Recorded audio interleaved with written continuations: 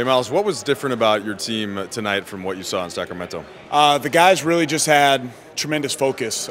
Yesterday at practice, shoot around today, and then going into the game, the attention to detail they had for the scouting report, knowing personnel, taking away the things that the Sixers wanted to run. The focus that the guys had today was really off the charts, or the last 2 days, I should say. What did you make of Josh Hart's overall game, and then how do you know at this point what you want to do with him moving forward? I think Josh found a great balance between passing, scoring tonight. He obviously hit some big shots for us. But for me, Josh Hart, and for the organization, we want him to be a leader in this setting. And today he set the tone defensively. He drew the assignment of Korkmaz, who had 40 points last night. He took him out of the game early, nothing in transition, limited his three-point shots, limited his touches. The offense is a total bonus. I know Josh is going to be able to score. He's proven that. But the leadership is the biggest thing that we've been looking for from him, and he really provided that tonight. 4 3-pointers for Svi, and they just seemed to come pretty easily. What have you learned about him for this week that you've been coaching him? Svi just has a smooth game. He's known as a shooter, but he can do more than that. He's a good defender. He's very smart. He has a high basketball IQ. He moves well without the basketball. The three-point shooting, it's so fluid. He can do it off the move. He can do it off the bounce. He shoots it with range, stand still. I think what we've seen in like the 8 or 9 days that we've had him, he has more versatility to his game than people probably give him credit for. Isaac Okoro just sort of joined you guys. What did you think of how he did, given like the whirlwind he's been on? What a great story. Like, first, I just wanted Isaac to have fun. He's 18 or 19 years old. He's suiting up for the Lakers tonight in front of 8,000 or 9,000 people.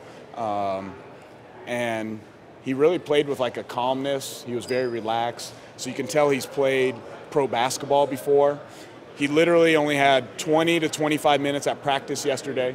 He had a shoot around today. We tried to keep our offense really simple for when he was in. So like we gave him only 3 or 4 sets to learn in that time. He picked them up extremely quick. You can see his activity on the defensive end was excellent. He wants to always make the open pass, and once he becomes a better finisher and shooter, it's really going to open up his game. You can put him as the point guard. He can handle the ball really easily. He's a guy that can defend multiple positions. I know I'm excited from what I saw tonight.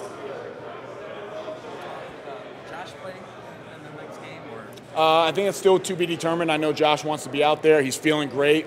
We need his activity, his energy, his leadership, and all that stuff. I think the plan is, as of right now, that he'll play tomorrow against who do we play? We'll play the Bulls. No, Bulls tomorrow. Miles, with the, I guess, 4 games now, seeing Wagner, have you been able to tell how you think he might hold up against NBA competition defensively?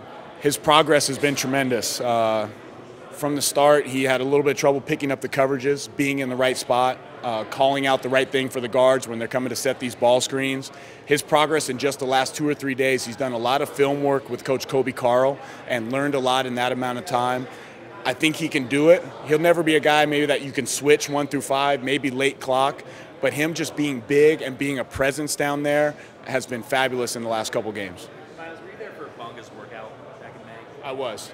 When he came into the gym, he's a very unique, physically kind of guy. Like, how did you react kind of when you saw him and saw his length? The first thing that stands out is just his overall size, even more so than his length. Like, he has these thick shoulders. He's very strong. He's obviously tall. He's lean.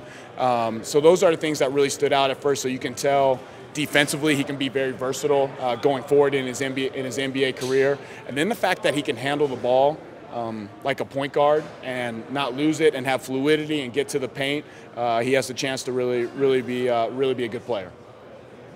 Anything else, guys? Hey, Miles, you and Svi have both talked about his athleticism being a little underrated. Was the way he rebounded tonight kind of an example of that? When you see Svi, he comes, because he spends so much time, especially on the offensive glass outside of the 3, he gets these free runs to the basket, but his timing and the way he goes and seeks the basketball over the defenders is really unique and special. And he kept some big plays alive for us tonight that led to some open opportunities and extra scores and extra possessions. It doesn't really surprise me because before I was coaching for the Lakers, I was calling Big 12 games. For 3 years, I called Svi's games, and I saw his progress from day one when he stepped on campus in Lawrence, and to his progress now. Nothing really surprises me with him because he's still 20 years old, but he can move, he can jump, he can slide his feet defensively, and I still think he can get physically stronger once he really starts hitting the weight room with us. Last question.